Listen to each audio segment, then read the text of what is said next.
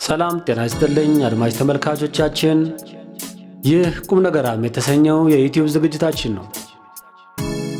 ለዛሬ አሳፋይሉ ጨዋታ ሙጋቤ ወዚምባብዌ በሚል ርዕስ ስር ያሰፈረውን እንደሚከተለው እናቀርብላችኋለን።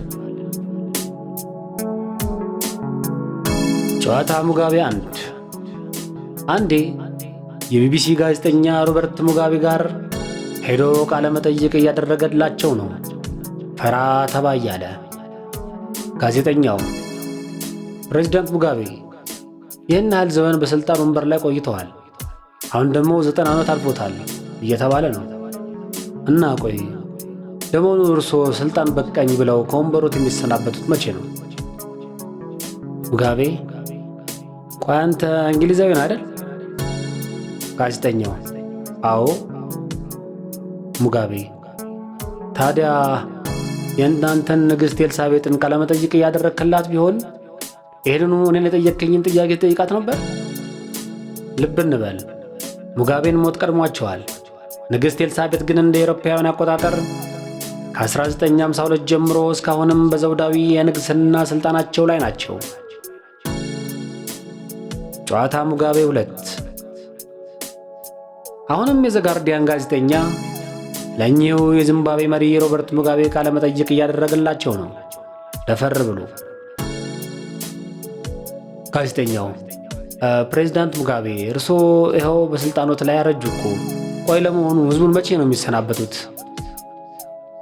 ሙጋቤ ህዝቡ ወደ ሊሄድ ነው፣ መሰናበት ለምን አስፈለገ? ጨዋታ ሙጋቤ 3 አሁንም ሙጋቤን የምዕራባውያን ጋዜጠኛ መቅረጸ ድምፁን ወድሮ እያናገራቸው ነው። እርስዎ በዚምባብዌ ምድር አገራችን ነው ብለው ለረጅም ዘመናት የኖሩ ዜጎችን ቆዳቸው ነጭ ስለሆነ ብቻ ዘራቸውን ቆጥረው ሰብአዊ መብታቸውን ገፈው ሀብት ንብረታቸውን ቀምተው ከትውልድ አገራቸው አባረሯቸው ይሎታል ብዙዎች።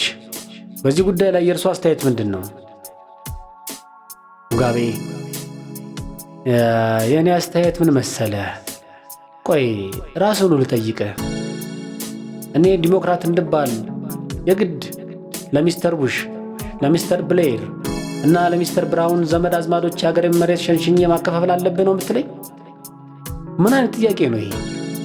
ጋዜጠኛው እነሱ እኮ የሚሉት ይህ ሁሉ ነገር የእርሶን አምባገነንነት ያሳያል ነው።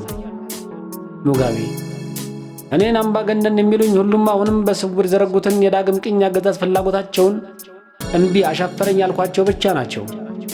ማንም አይለኝም። ትሰማኛለህ? ዚምባብዌ የዚምባብዌዎች ብቻ ነች። ያን ማንም ሊቀይረው አይችልም። ነጩ ሰው እዚህ ሀገር መኖር የሚችለው ሁለተኛ ዜጋ ሆኖ ብቻ ነው።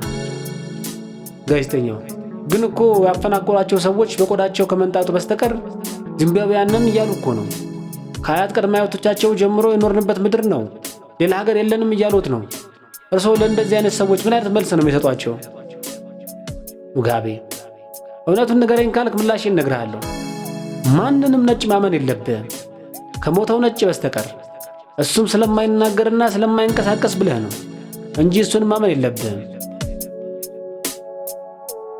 ጨዋታ ሙጋቤ 4 በአንድ ወቅት በደቡብ አፍሪካ ኬፕታውን በብሔረተኝነት ስሜት የተነሳሱ ደቡብ አፍሪካውያን ከሌሎች የአፍሪካ ሀገራት በስደት የመጡ የማሊ፣ የኮንጎ፣ ናይጄሪያ፣ ኢትዮጵያ፣ ሶማሊያ የመሳሰሉትን የውጭ ዜጎች በድንጋይ ቀጥቅጠው በጎማ እሳት አቃጥለው የመግደላቸው ዜና ከተሰማ በኋላ ጋዜጠኛው ስለ ሁኔታው ሙጋቤ ያላቸውን አስተያየት እየጠየቃቸው ነው። ፕሬዝዳንት ሙጋቤ እርስዎ በሀገሮት የሚኖሩ ነጮችን የውጭ ሀገር ዜጋ ናችሁ ብለው ማባረሮት ይታወሳል። አሁን ደግሞ ደቡብ አፍሪካውያንም ከሌላ ሀገር የመጡ ጥቁር አፍሪካውያንን የውጭ ሀገር ዜጋ ናችሁ ብለው በድንጋይ ቀጥቅጠው እስከ መግደል የመድረሳቸውን ዜና እየሰማን ነው። እርስዎ በዚህ ጉዳይ ላይ ያለው አስተያየት ምንድን ነው? ሙጋቤ ይሄ የደቡብ አፍሪካው ዜኖፎቢያ፣ የውጭን ሰዎች የመጥላት አባዜ በዚምባብዌ ከተወሰደው እርምጃ ጋር የሚያገናኘው ነገር የለም። እውነቱን ልንገርህ፣ እነዚህ ደቡብ አፍሪካውያን እኮ ድሮ ገና ሞቶ የተቀበረን የአንድን ነጭ ቅኝ ገዢ ሐውልት ካልፈረሰልን ብለው ሐውልቱን በድንጋይ ሲደበድቡ ልታገኛቸው ትችላለህ። ግን ደግሞ በሕይወት ያለ ነጭ እኮ አሁንም ነፃ ወጥተው አምላካቸው ነው። ነጭም በጥፊ እንኳን ለመማታት ድፍረቱ የላቸውም። ግን ደግሞ እነዚሁ ፈሪዎች ለምን የውጭ ዜጋ ሆንክ በሚል ጭፍን ምክንያት ተነስተው ሌላውን ጥቁር አፍሪካዊ በድንጋይ ወግረው ሲገድሉ ትመለከታለህ። አሁን ስለ እነዚህ ማፈሪያዎች ነው ሰው ብለህ የምትጠይቀኝ?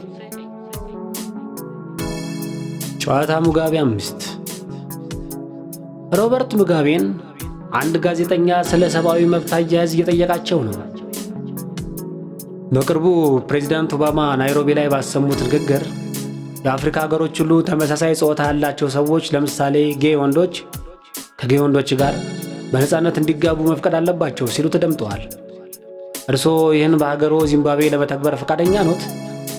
ያን ለመቀበል ያለው ዝግጁነት እንዴት ነው? ሙጋቤ የፕሬዝዳንት ኦባማን አባባል ለመቀበል እና በዚምባብዌ የጌይ ሜሬጅ ለመፍቀድ ሙሉ በሙሉ ዝግጁ ነኝ። ገና አንድ ቅድመ ሁኔታ ከተሟላልኝ ብቻ ነው ያ የሚሆነው። ምንድነው ቅድመ ሁኔታው? ሙጋቤ ቅድመ ሁኔታውማ ግልጽ ነው። እኔ በሀገሬ የጌዮችን ጋብቻ እንዲፈቀድ የማደርገው በቅድሚያ ፕሬዝዳንት ኦባማ እኔን ሊያገቡኝ ፈቃደኛ ከሆኑ ብቻ ነው። እና ለሚስተር ኦባማ መልሼ የምጠይቃቸው ብቸኛ ጥያቄ እርስዎ እኔን ሊያገቡኝ ይፈቅዳሉ ወይ? ዊል ዩ ሜሪ ሚ ብዬ ነው። ሮበርት ሙጋቤ ያሰቧትን እቅጯን እንደወረደች ያለምንም ማለሳለስና መቀባባት መናገር የሚቀናቸው አስቂኝ አፍሪካ መሪዎች ሞዴል ነበሩ። በ93 ዓመታቸው አርፈዋል። የታይም መጽሔት ሙጋቤን ለተተካ ያሰበችውን መልካሟን ባለቤታቸውን ፈርስት ሌዲ ግሬስ ሙጋቤን ዲስግሬስ ሙጋቤ ብሎ ነበር የጠራቸው። በነገራችን ላይ በአንድ ወቅት ከአፍሪካ መሪዎች ብቻ ሳይሆን ከዓለም መሪዎች በአካዳሚክ የትምህርት ደረጃዎች ተወዳዳሪ ያልነበራቸው ምሁርም ነበሩ። 7 ዲግሪዎችን ከ3 ዶክተሬቶች ጋር የያዙ ምሁር ነበሩ። በአካዳሚው ዕውቀት የላቁ የሕግ ባለሙያና እሳት የላሱ የሰባዎቹ ቆራጥ አብዮተኛ ነበሩ። የሥልጣን ጠኔ በተማረው እንደሚብስ መጥፎ ምሳሌ ሆነው አለፉ እንጂ የተማረና የተዋጋ ወድቆ አይወድቅም እንዲህ ለአራዳ ልጅ በጨዋታ ሲያወጋ። ከለጠፍኩት 4 ዓመት የሞላውን የታደሰ ጨዋታ ሙጋቤን አበቃው። አሳፋይ ነው።